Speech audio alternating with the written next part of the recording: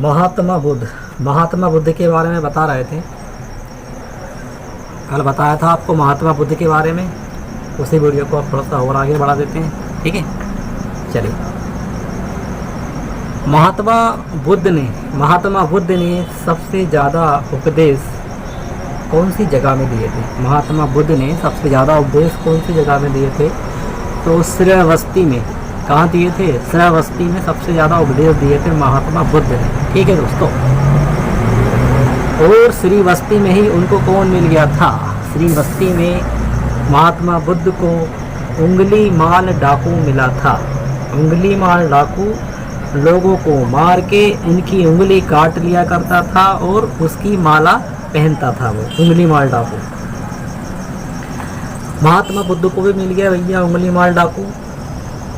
अब महात्मा बुद्ध से बोलता उंगली माल डाकू कि अब हम तुम्हारी उंगली काटेंगे, तुम्हें पहले मार देंगे फिर तुम्हारी उंगली काटेंगे। महात्मा बुद्ध ने कहा उससे तुम्हें क्या मिलेगा?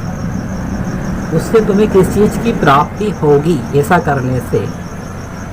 तो कहा, उंगली माल ने कहा कि ऐसा करने से लोग मुझसे डरेंगे, मेरा वर्चस्व बढ़ेगा और लोग मुझसे डरेंगे।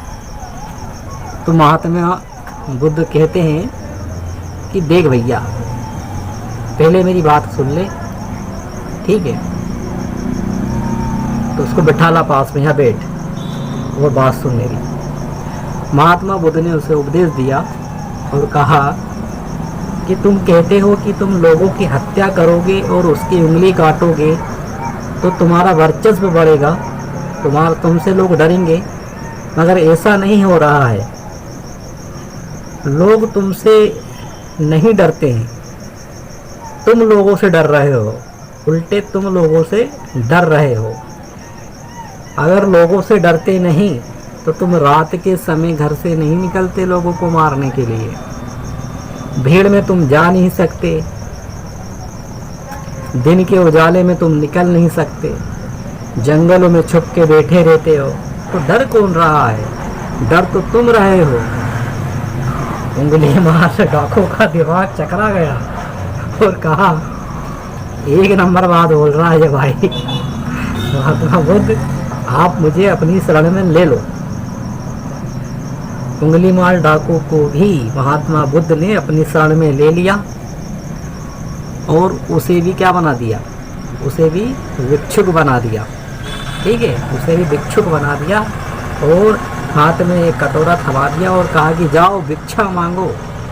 क्या करो? जाओ भिक्षा मांगो, और जिन जिन को मारा है उन्हीं के यहाँ से भिक्षा मांग के लाओ।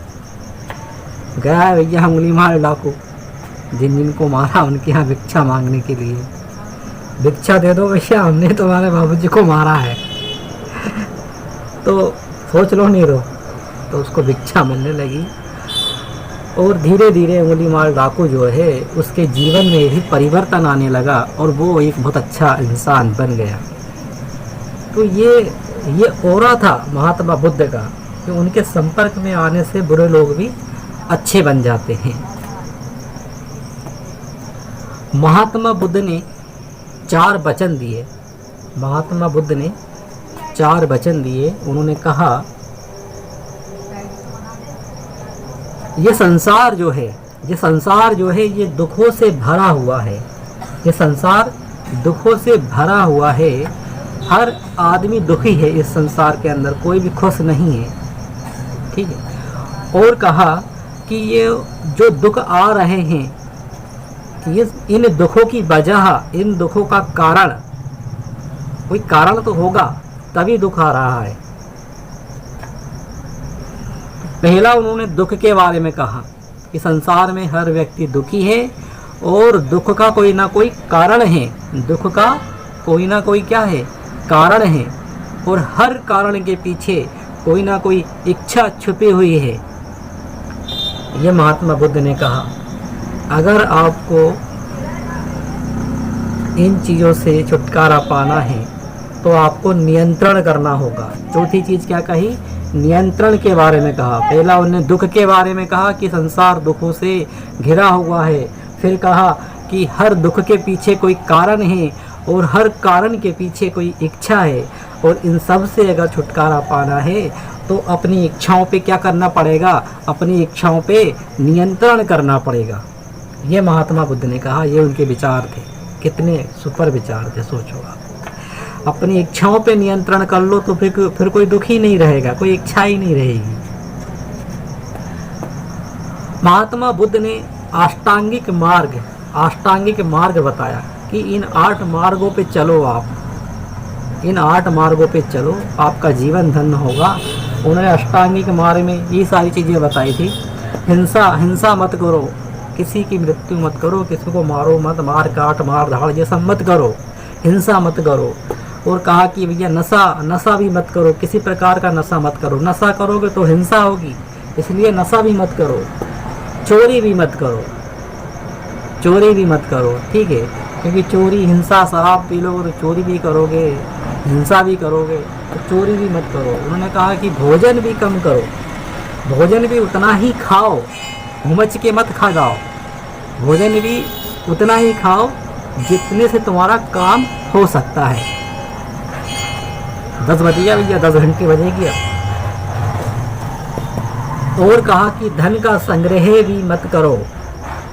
क्या कहा महात्मा बुद्ध ने कि धन का संग्रह करने की जरूरत नहीं है। अगर धन का संग्रह करोगे तो फिर तुम्हारी इच्छाएं बढ़ेंगी। क्या बढ़ेंगी? इच्छाएं बढ़ेंगी। और हम तो उसी को खत्म करने की बात कर रहे हैं कि इच्छाओं पे नियंत्रण करना है, तो धन का संग्रह भी मत करो, ठीक है, ब्रह्मचर्य का पालन करो।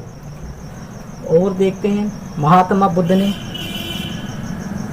महात्मा बुद्ध की विचारधारा भी देख लेते हैं। तो महात्मा बुद्ध जो थे वो अन्न ईश्वरवादी थे। कैसे थे? अन्न ईश्वरवादी। वो ईश्वर को नहीं मानते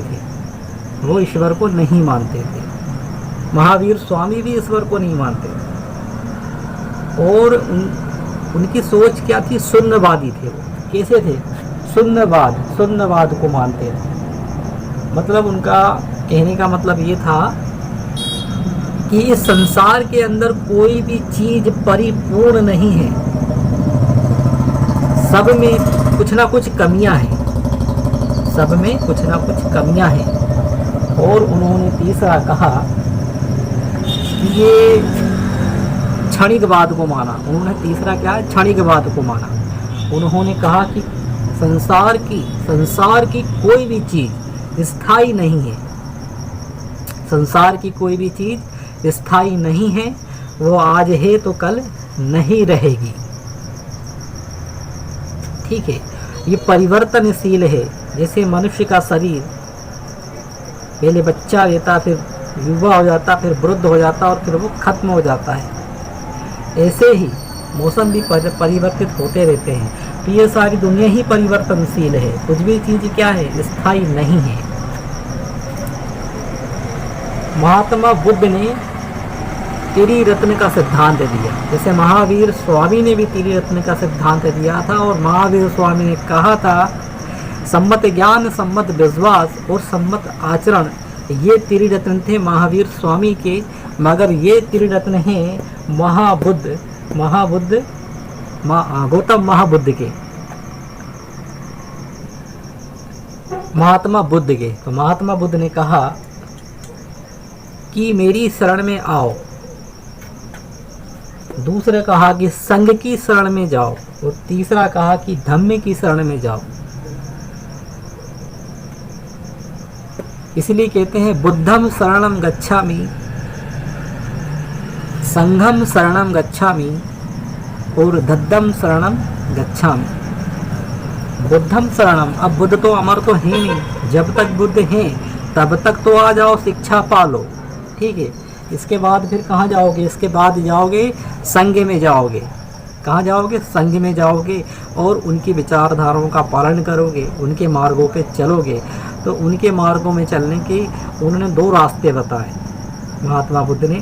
पहला बताया कि आप भिक्षुक बन जाओ, घर परिवार त्याग दो, भिक्षा मांगो और भिक्षा मांगो और ध्यान करो। और दूसरा तरीका बताया उपासना का, दूसरा बताया उन्होंने उपासक का, कि परिवार में ही रहो, परिवार में ही रहो और मेरे उपदेशों का पालन करो, ठीक है ना।